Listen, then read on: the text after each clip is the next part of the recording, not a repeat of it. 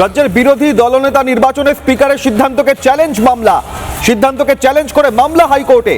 মামলাকারীর আবেদনে এখনই হস্তক্ষেপ করল না উচ্চ আদালত। বিরোধী দলনেতার পদ সামলাবেন ব্রতব্রত ব্যানার্জি।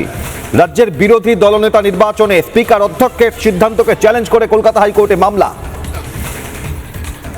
স্পিকার সেই স্বীকৃতি দিয়েছেন, আজকে হাইকোর্টও সেই স্বীকৃতির ওপরে সিলমোহর লাগালেন। আমরা যেই কাজটা করেছি সেটা সম্পূর্ণ আইন মেনে করা এবং এটা আমাদের নৈতিক জয়। আপনাদের সাথে 58 জনের বেশি বিধায়ক এই মুহূর্তে রয়েছে, তাদেরকে সঙ্গে নিয়ে আপনারা কি আজকে স্পিকারের সঙ্গে দেখা করে আপনাদের তরফ থেকে কোনো চিঠিও জমা করে দেবেন?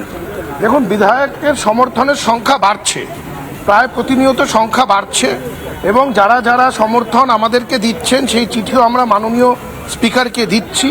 আজকে আমাদের সেশন শুরু হচ্ছে 2026-এর প্রথম সেশন। আমরা যেই উদ্দেশ্য নিয়ে এই ব্লকটাকে তৈরি করেছি, যেটা প্রিন্সিপাল অপোজিশন, আমরা সেটাকে নিয়ে এগিয়ে যাব।